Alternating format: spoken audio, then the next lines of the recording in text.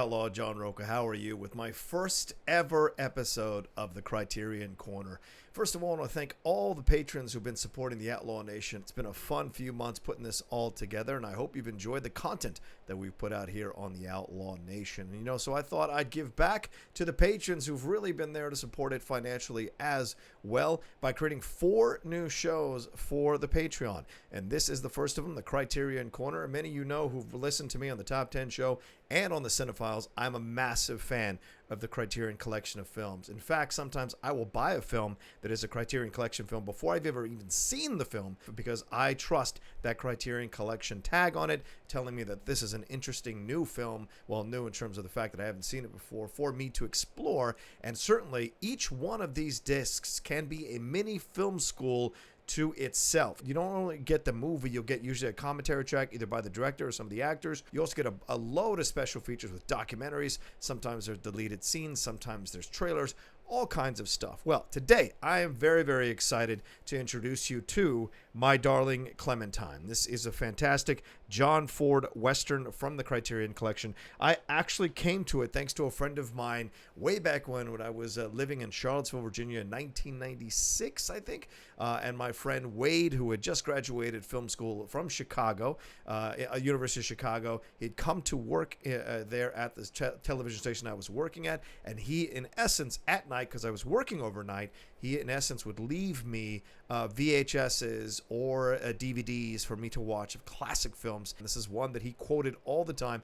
And as a fan of Westerns, this is one of the first ones that he handed me to watch and enjoy. I've always been a fan of Wyatt Earp. I've always been a fan of those of his story with Doc Holliday and his brothers, the Earp brothers as well, Morgan and Virgil, and that whole story. And by the time that I had gotten to this point in my life, we had Tombstone. We had the Lawrence Kasdan Wyatt Earp. So I was excited for another new approach to this. And as many black and white films as I'd seen growing up, this one had somehow slipped under my radar, and I'd not been able to watch it until I watched it then. Needless to say, this became one of my favorite films ever, one of my favorite Westerns ever. And as the Outlaw, I know exactly what I'm talking about when it comes to Westerns. This one stars Henry Fonda as Wyatt Earp. Victor Mature stars as Doc Holliday. Linda Darnell as Chihuahua, who is essentially Doc Holliday's kind of pseudo-prostitute singer girlfriend. Walter Brennan plays Old Man Clinton. Walter Brennan, you've seen in a number of Westerns with John Wayne and a number of John Ford Westerns as well. Cathy Downs plays Clementine Carter, Doc's ex-love interest from Boston, and she is a fictional character. So the title of the film is My Darling Clementine, and it's in essence about Clementine. It's not about the OK Corral, even though the OK Corral is in this movie.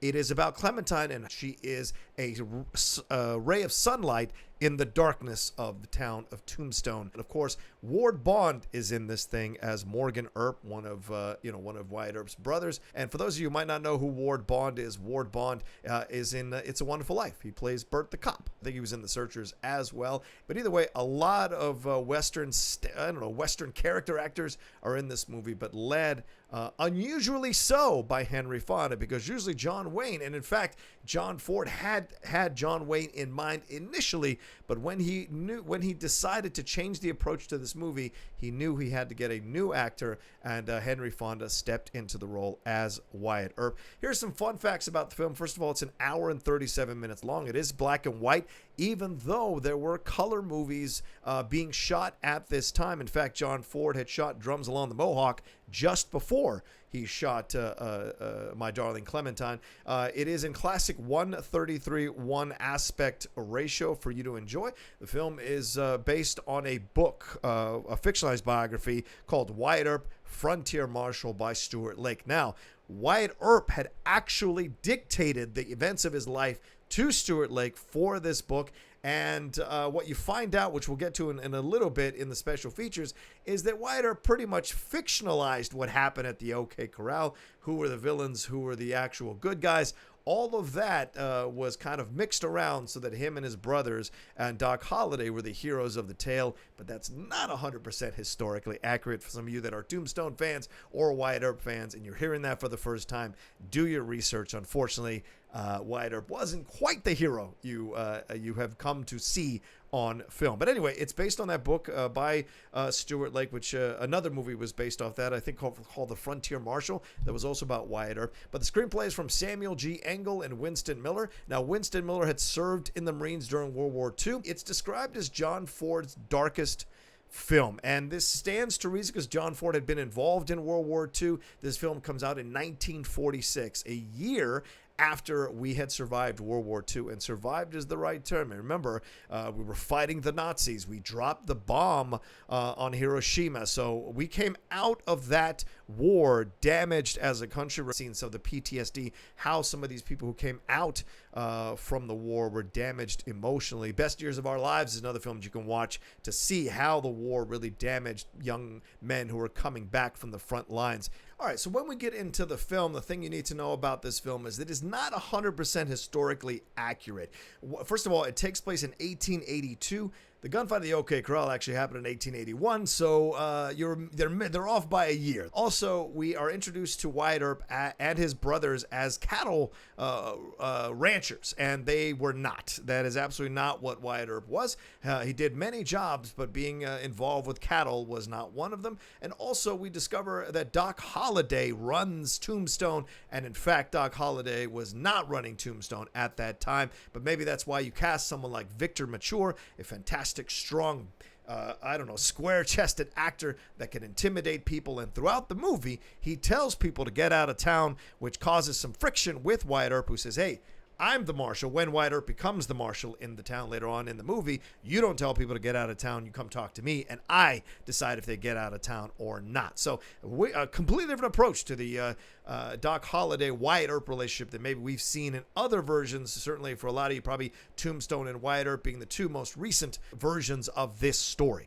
Also, Clementine, the character of Clementine, does not actually exist. She is not a part of the story. She never existed, but she is put in the film, as I said earlier, as this idea of civilization coming in to this kind of lawless town. Also, Old Man Clanton, who is played by Walter Brennan, as I mentioned earlier, played so well by Walter Brennan, such an evil character to play. He actually passed away before the events of the OK Corral, so he was never there himself. Also, Doc Holliday does not die at the OK Corral. That's another way that they kind of mess around with the history of the actual events of Tombstone at that time. So, but overall, a fantastic movie that you can enjoy using characters from history. So not quite 100% historically accurate, but what saves John Ford here is John Ford, when he was a young PA on the sets in movies, getting his bones, learning how to play, learning how to become a filmmaker.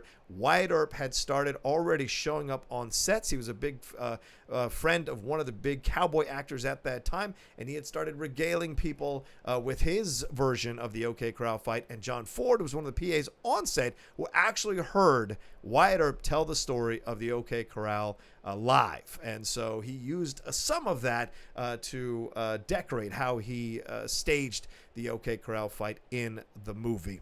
Throughout the movie, everyone is alone or sad or suicidal when you look at Doc Holliday, or depressed. It's actually kind of an anti-Western. You don't watch this movie and feel this sense of like, yeah, go get them, or joy or happiness. It's actually, if you're mirroring the United States and their recovery from World War II, and you look at this movie, there are connections throughout the movie in that. The darkness of it all, the suicidal stuff, the depression stuff, as I just mentioned here, the feeling of being alone, the feeling of sad, like all these people coming back, how these people trying to survive in America after their husbands had died or their fathers had died serving in World War II. Or how about men coming back and their wives had moved on, their wives had started affairs with other men, things like that. So certainly the country was in a period of recovery after that war. And of course, Franklin Delano Roosevelt had died before the war was over, a very revered president in the history of this country, serving almost 4 terms as president. So there's a lot throughout the film. There's a sadness that permeates. But what's really unusual is the portrayal of Wyatt Earp here from Henry Fonda. Henry Fonda does not portray Wyatt Earp as you've seen him be portrayed by Kurt Russell. You tell him I'm coming and hell's coming with me, or Kevin Costner, is there going to be a fight? Wyatt, I think there must be. There's not that kind of approach to Wyatt Earp from Henry Fonda. He's more of a laid-back guy who does not want to use violence. He plays around in one sequence, he plays around with how to put his foot on a pole so he can lean perfectly into his chair. So certainly a confident man who can handle a situation, which we see a number of times throughout the movie, but he himself not necessarily one to run to gunfights. And if you're looking for a lot of gunfights or a lot of gunplay, this is not the movie for you until we get to the OK Corral. There are a couple of sequences of gunplay, but not necessarily gunfights. And of course, when you look at this film and you study John Ford as a filmmaker, and you can also look at Young Mr. Lincoln, which of course Henry Fonda was in as well. That's also a Criterion Collection film that I will get to sometime down the road. But there are a lot of similarities with how Ford saw Abraham Lincoln and how he saw his version of Wyatt Earp. There are sequences where if you study them next to each other, it looks very, very similar. So trying to convey that as well. And as I mentioned earlier, Clementine, when she comes into the town, she is the ray of light. She is civilization coming to this town that is full of crime, and this idea that there is a possibility, there is a way out of what this town is, and there is a future here for civilization, and that's what she represents. And she's interesting because her light never crosses over into the violence. She's not there at the OK Corral. She's not necessarily there to tell Doc Holliday not to get involved. She's not necessarily there to tell Wyatt Earp not to get involved, because she initially comes to the town to be with Doc Holliday, but Doc is with Chihuahua, which of course this makes Chihuahua quite angry. But Wyatt Earp eventually slides into this position after Doc rejects her strongly. And once again, this is a made-up character. This is not a real character that actually existed. Wyatt's victory by the end of the movie is nothing to celebrate either. That's another thing about this movie that I find really fascinating. It's not rah-rah at the end. You feel awesome. There's no sequence where Wyatt Earp and Doc Holliday are riding along and they shake hands like you see in Tombstone. This is more of a darker ending, more of a sad ending. Wyatt even leaves at the end of the movie after sharing a kiss with Clementine because he has to go tell his father about the death of his brothers. It is an enjoyable film if you're a big fan of Wyatt Earp, if you're a big fan of the story of the OK Corral. I think it's a nice, interesting approach, a more nuanced, intelligent approach to what was happening in the country at the time in 1946, and how this story could be told through those parameters. So I appreciate the movie for that. Also, one more thing, they have, the Billy Zane character from Tombstone. There is an actor like that here in this film. In fact, I imagine that's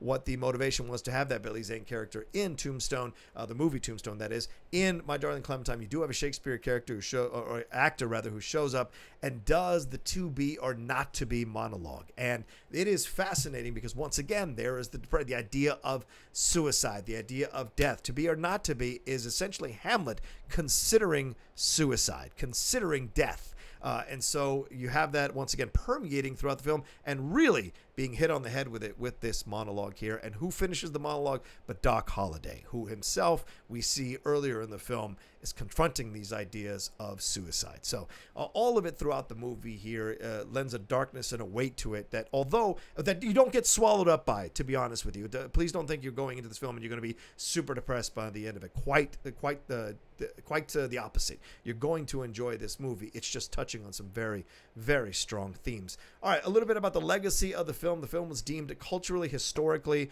or aesthetically significant by the Library of Congress. It was selected for preservation in the United States National Film Registry as well. It was amongst the first 75 films entered into that registry. Another thing to know is that before Lake wrote these books, that Stuart Lake wrote these books about Wyatt Earp, the gunfight was relatively unknown, and it wasn't until those books were published that it became known as the gunfight at the OK Corral. Let's see here. Much of the film was shot in Monument Valley, beautiful Monument Valley. In fact, he built the town and he built a production area for people to stay in the tents as well. John Ford has used Monument Valley in a number of other films, and it was the valley itself is set or is located 500 miles away from the town of Tombstone in southern Arizona. Now, let's get into some of the special features of the film. One last thing. Director Sam Peckinpah considers My Darling Clementine one of his favorite westerns and did homages to it in a number of his films. So something else to think about for those of you who may be fans of Sam Peckinpah, or people who don't know who Sam Peckinpah is. Please go and explore his films. You'll find connections to this movie as well. All right, some of the special features on this fantastic Criterion Collection. This is the Criterion Corner, so let's get into what you get if you were to purchase this film. It has a new 4K digital restoration of the theatrical release version of the movie with uncompressed monaural soundtrack on the Blu-ray. It looks and sounds fantastic. Watch it on my LG. It is on my LG TV. Incredible. Now, when I say theatrical release version of the film, this is an interesting story as well. There's also an HD, high definition presentation of the 103-minute pre-release version of the film. There's actually 35 extra minutes of the film that were originally shot by John Ford, but Daryl Zanuck went in after the first screening, and the night of the screening, after screening was done, he's very complimentary to John Ford, but apparently that night he could not sleep because he hadn't told the honest truth of what he felt about the movie the next morning. And there's a book out there with Daryl Zanuck's memos. He sends this memo along to John Ford saying, we need to make some cuts, we need to make some changes. 35 minutes were cut from this movie under the direction of Daryl Zanuck. So let me tell you, reshoots were happening even back in 1946. So for those of you complaining about Justice League, or we're getting a Zack Snyder's Justice League, or anything else that involves reshoots were happening even back in 1946. Also on this film, and by the way, this was discovered at UCLA, down in the bowels of UCLA, and made people aware of it, and they remastered it, and it's here now in HD. There's also a new audio commentary on the film, that features John Ford biographer Joseph McBride. Let me tell you something. If you're a fan of John Ford, if you're a fan of westerns at all, if you're a fan of films at all, Joseph McBride's commentary on this film is incredible. It's incredible to listen to, and certainly there's a lot of knowledge that he's dropping about John Ford, about his the themes he's working through in the movie, the message he might want the movie to send to people who are watching it, and also how he stages and places the camera, how he stages scenes and how he places the camera. Really, negative space and close-ups are used perfectly throughout the movie. There's also a new interview with Western historian Andrew C. Eisenberg about the real Wyatt Earp. That one's about 15 minutes long, and trust me, if you have any how can I say, it's romantic notions about Wyatt Earp and about Doc Holliday and about the Clantons and what really went down with the Cowboys, this will absolutely destroy them in 15 minutes. He tells you what actually happened, how Old Man Clanton had actually passed before the gunfight at the OK Corral, how Wyatt Earp and the Earp brothers themselves had entered into a little bit of an agreement with some of the Cowboys so that one of the Earp brothers could get elected into political office at that time. And the Cowboys felt that they were hard done by the Earps, who had turned their backs on them right when they were supposed to go through with their end of the deal. So that's what ends up leading to the OK Corral confrontation. So there's also a separate feature here on this thing that's a comparison of the two versions of the film. This is about 45 minutes long. Film preservationist Robert Gitt sits down and goes through all the different sequences in the movie, how it differs from the original cut to the extra 35-minute cut, and shows you why they made the changes, certain scenes that were reshot for the theatrical version of the film, and why they were reshot. And then you make up your own mind about which scenes you would have kept, which scenes you were glad to see go. There's also a new video essay by Ford scholar Tag Gallagher. I think that's about 15 minutes as well, or 14 minutes, maybe even 20. And there's a couple of more interesting things on the Criterion Collection version of this film as well.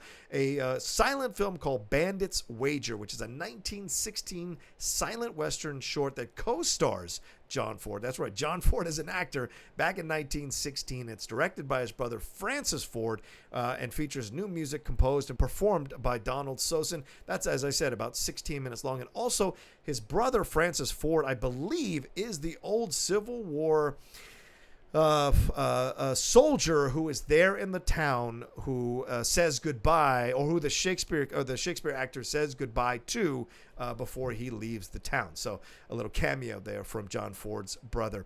Also, there's a 7-minute NBC television report. It's looking at Tombstone from 1963 through 1975, exploring the history of Tombstone and the Monument Valley area. And there's a Lux Radio Theater adaptation from 1947 of My Darling Clementine that sees Henry Fonda return as Wyatt Earp and Cathy Downs return as Clementine. It's about 56 minutes. So for those of you who are big fans of radio plays, or maybe you've never ever heard a radio play, it is a delight for your ears to sit down, close your eyes, or lay down and close your eyes and listen to My Darling Clementine come to life again through a radio play in your ears. There's also a trailer for the movie on this thing. There's English subtitles for the deaf and hard of hearing, and there's an essay by critic David Jenkins, which you can read on the actual disc. Well, we select it and you can read it as you scan through. So much involved here on this great Criterion Collection version of My Darling Clementine. That's it for me. I am John Rocha. I am the Outlaw. Thank you all so much for being patrons of the Outlaw Nation show. Hope you enjoyed the first episode of the Criterion Corner. Let me know what else you'd like to see in terms of content for this particular show, for the Criterion Corner. Is there anything extra you'd like me to tell you about the movie or about the special features? I'm happy to make adjustments as this show goes along. All right, that's it for me. Thanks, everybody, for watching. Much love to you all for supporting the Outlaw Nation. Take care until then. We'll talk to you soon on the next episode of the Criterion Corner here on the Outlaw Nation.